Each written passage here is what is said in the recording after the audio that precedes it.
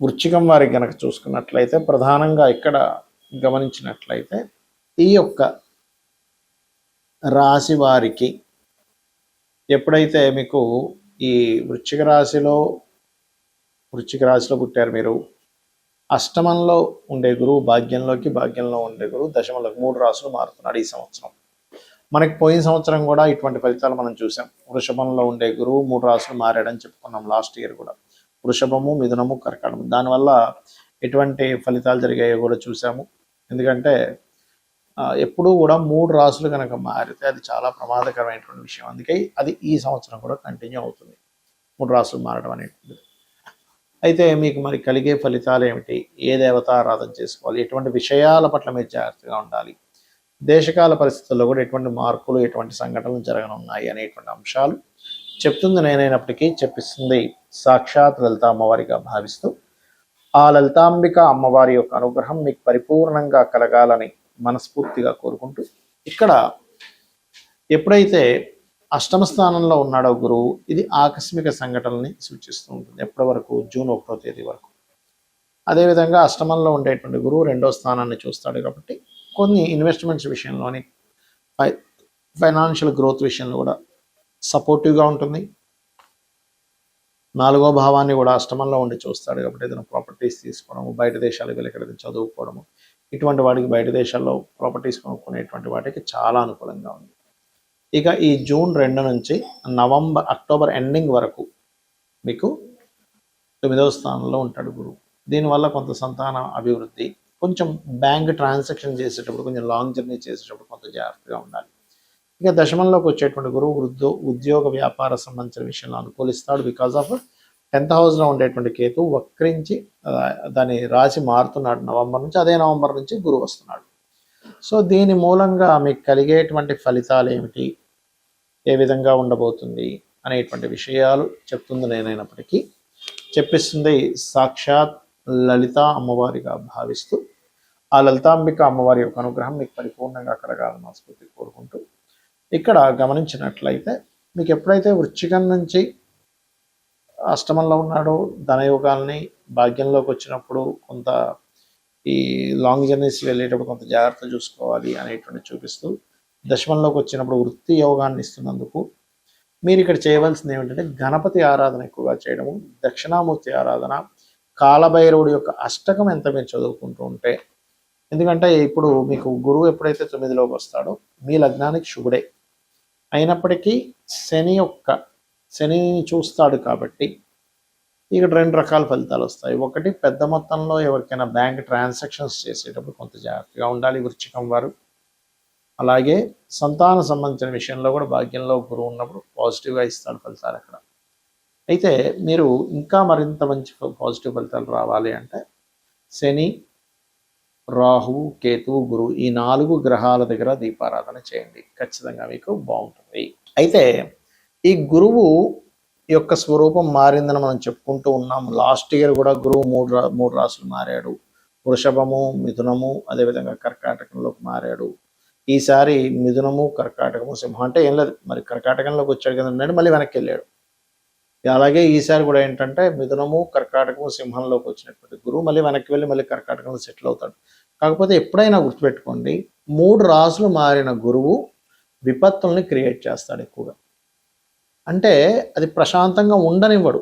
మీరు చూడండి, last year మారినందుకు మనం చూస్తూనే ఉన్నాం. ఆల్రెడీ ఉగాది వచ్చే ముందు అంతా యుద్ధాలని, గందరగోళాలని, గొడవలని ఎలా ఇచ్చాడో ఇది కూడా సేమ్ రిపీట్ అవ్వబోతుంది. అంటే దీన్ని బట్టి మనం అర్థం చేసుకోవాల్సింది ఏమిటి, ఈ గోచారంలో ఉండేటువంటి ఈ గ్రహాల యొక్క స్థితులను బట్టి మనకు మహర్షులు ఏం నేర్పిస్తున్నారు అంటే, ఫ్యూచర్ ఇలా ఉండబోతుంది కాబట్టి నువ్వు ఇలా ప్లాన్ చేసుకో. అంటే ఇప్పుడు మనకు చూడండి, యూట్యూబ్లో వాటిలో యుద్ధం ఆగిపోయింది అని పెడతాడు, మళ్ళీ వెంటనే యుద్ధం ఆ స్టీమర్ మీద ఏదో బాంబు వేశారట, ఈ ఎయిర్పోర్ట్ మీద బాంబు వేశారట అంటూ ఉంటారు.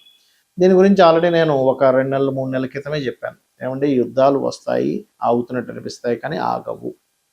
ఇది చాలా పెద్ద యుద్ధమే. ఒక రకంగా చెప్పాలంటే ప్రపంచ యుద్ధం లాంటిదే ఇది. 3వ ప్రపంచ యుద్ధమే అనుకోండి. ఎందుకు అంటే ఇక్కడ జూపిటర్ ఎప్పుడైనా 3 రాశులు మారుతున్నప్పుడు ప్రాణ నష్టం అధికంగా జరుగుతుందని చెప్పారు. అందులో ప్రత్యేకంగా మనకి చెప్పినటువంటి విషయాల్లో ఈసారి గురువు రాజు అయినందుకు, గురువు రాజై మనకి ఎప్పుడైతే మిథున రాశిలో సంచారంతో ప్రారంభమైనందుకు, మిథున రాశి అనేటువంటిది ఇద్దరు మనుషుల్ని చూపిస్తుంది, అది స్త్రీ పురుషుల్ని.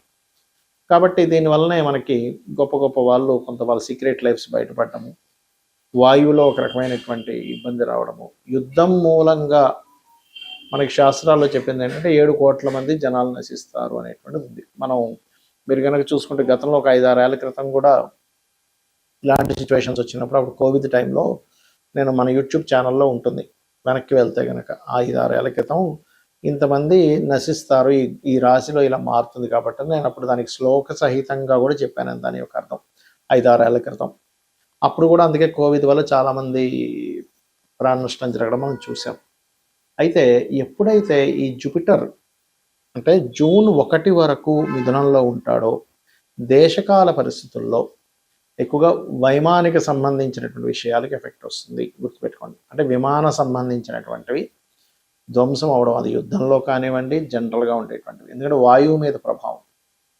అలాగే మరొకటి ఏంటంటే వాయువులో ఒక రకమైనటువంటి నెగటివ్ ఇది రావడం వల్ల ఏంటంటే అయ్యో వాయువు కలుషితం అయిపోయింది ఇలాగా. మూడవది లేనిపోనివి క్రియేట్ అవ్వడం, అసలు లేని ప్రచారం అవ్వడం, అసలు ఏది నిజమో ఏది అబద్ధమో అర్థం కాని పరిస్థితి. ఏమిటండి అసలు ఇది నిజమేనా, అసలు పేపర్లో వచ్చేది నిజమా కాదా, యూట్యూబ్లో వచ్చేది నిజమా కాదా అనేటువంటి సంశయంతో ఉంటూ ఉంటుంది. అదేవిధంగా స్త్రీ పురుషుల మధ్యని కొన్ని ఉండేటువంటి కొన్ని సీక్రెట్ అఫైర్స్ అనుకోండి, కొన్ని పేపర్స్ మూలంగా, అంటే కొన్ని ఇప్పుడు మనకి ప్రెస్ ఉంది, విలేకరి సంబంధించినటువంటివి ఏవైతే న్యూస్ సంబంధించి ఉంటాయో ఆ యొక్క విషయాల మీద కూడా మనుషులకి నమ్మకాలు కోల్పోవడము, ఆ రకంగా కొంత ఫేక్ న్యూస్లు కొంతవరకు ప్రచారం అవ్వడం ఈ గురువు మిథునంలో ఉన్నంతసేపు ఇస్తాడు, గుర్తుపెట్టుకోండి. అలాగే అంతరిక్షం నుంచి ఏదైనా ఒక ప్రమాదము భూమి మీదకి వచ్చి పొంచి ఉంది, అది మన శాటిలైట్స్ ఆకాశంలో బోల్డన్ శాటిలైట్స్ తిరుగుతాయి, అలా శాటిలైట్ లాంటిది ఏదైనా పాడైపోయింది భూమి దగ్గర రావడం కావచ్చు. లేదు అంటే పర్టికులర్గా మనకి చూడండి కొన్ని సమాచారాలు అందుతుంటాయి, ఏమండి ఏలియన్స్ ఉన్నారట, వాళ్ళ భూమి మీద తిరుగుతున్నారట, అలాంటిది. అంటే ముఖ్యంగా ఏంటంటే భూమి మీదకి ఏదైనా అంతరిక్షం నుంచి వచ్చి భూమి మీద పడడం అనేటువంటిది జరగనుంది, దానివల్ల కూడా కొంత నష్టం ఉంది, గుర్తుపెట్టుకోండి. ఇది కర్కాటక రాశిలో మన మిథున రాశిలో ఉన్నంతకాలం, అంటే కర్కాటకానికి ముందు మిథున రాశిలో గురువు ఉన్నంతకాలం ఈ యొక్క ప్రభావం చూపిస్తూ ఉంటుంది. ఇక ఇక్కడి నుంచి కర్కాటకంలోకి జూన్ 2 నుంచి అక్టోబర్ 31వ తేదీ వరకు అక్కడ ఉంటాడు, 30వ తేదీ వరకు ఆల్మోస్ట్. ఇక దాని తర్వాత నవంబర్ 1వ తేదీ నుంచి సింహంలోకి వెళ్ళిపోతాడు. కాబట్టి ఈ కాంబినేషన్ ఏదైతే ఉందో అక్టోబర్ ఎండ్ వరకు, జూన్ 2 నుంచి అక్టోబర్ ఎండ్ వరకు ఉండేటువంటి ఈ కర్కాటక రాశిలో గురువు ఉన్నందుకు ఈ సమయంలో మీరు చూడండి ఎక్కువగా జల సంబంధంగా, ఆల్రెడీ గురువు మీకు మిథునంలో 12-15 డిగ్రీలు ఎప్పుడైతే మారిపోయాడో జల సంబంధించిన వాటి మీద పెరిగిపోయింది, ఇంకా పెరుగుతుంది. అయితే ఆ సమయంలో యాక్సిడెంట్స్ విపరీతంగా అవుతాయి.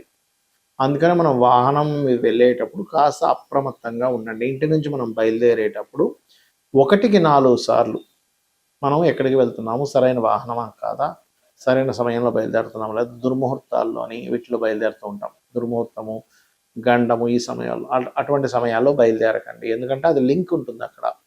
అలాగే మీ ఇష్టదైవాన్ని తలుచుకొని బయలుదేరండి, గుర్తుపెట్టుకోండి ఇది. ఎందుకంటే కర్కాటక రాశిలో గురు సంచారం జరిగేటప్పుడు వాహన ప్రమాదాలు అసలు మనం ఊహించలేం, అన్ని ఎక్కువ జరుగుతుంటాయి. కాబట్టి ఇంటి నుంచి మీరు మనస్ఫూర్తిగా మీ ఇష్టదైవాన్ని తలుచుకొని బయలుదేరినట్లయితే మీరు హ్యాపీగా ఉంటారు, మీకు ఎటువంటి ఇబ్బంది కలగకుండా ఉంటుంది. ఇది చెప్పడం కోసం ఆ విషయం చెప్పాల్సి వస్తుంది.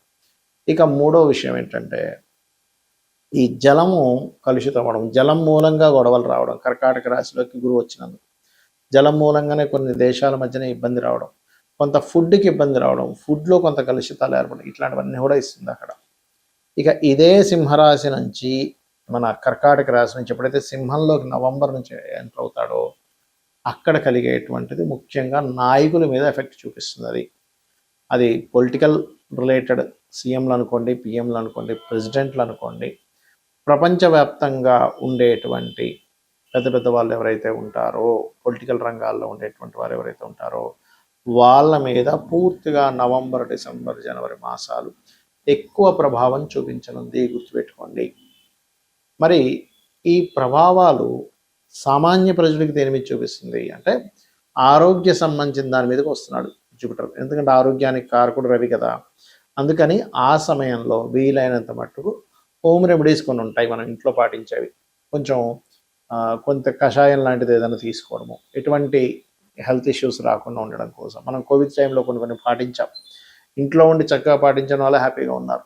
కాబట్టి అలాగా కొంతమంది డాక్టర్ల సూచనల చేత, అదేవిధంగా ఆయుర్వేదంలో కావచ్చు, హోమియోపతిలో కావచ్చు, అలోపతిలో కావచ్చు, వాళ్ళు కొంతమంది వెల్ ఎడ్యుకేటెడ్ పీపుల్ ఉంటారు. వాళ్ళు ఇచ్చినటువంటివి ఏవైతే టిప్స్ ఉంటాయో, అలాగే మన పెద్దవాళ్ళు కూడా చెప్పినటువంటివి కొన్ని ఉంటాయి. ఇటువంటి విషయాల్లో కొంత జాగ్రత్తగా ఉండాలి. అయితే ఇక్కడ ఈ 2-3 నెలల పాటు అంటే నవంబర్ నుంచి డిసెంబర్, జనవరి ఈ టైంలో పర్టికులర్గా ఇది సంతానం మీదనే ఎఫెక్ట్ చూపిస్తూ ఉంటుంది. అయితే ఇక్కడ ఏంటంటే ఎవరైనా ఐవీఎఫ్లు, ఐయుఎల్ చేయించుకునేవారు కాస్త జాగ్రత్తగా ఉండాలి. అదేవిధంగా మరొక విషయం ఏంటంటే ఇక్కడ మీరు గమనించినట్లయితే మీరు వాతావరణంలో మీరు గమనించండి. యాక్చువల్గా నవంబర్ మాసానికి మనకేంటి చలి బాగా ఉండాలి.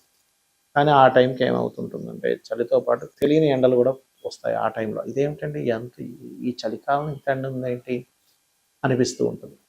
కాబట్టి నేను చెప్పినటువంటి పరిహారాలు ప్రధానంగా చండీ వినడం, చండీ పారాయణం చేయడం, లలితా సహస్రనామాలు వినడం, మీ ఇష్టదైవాన్ని స్మరించుకోవడం చేయండి. అన్ని విధాలా బాగుంటుంది. శ్రీమాత్రే నమః.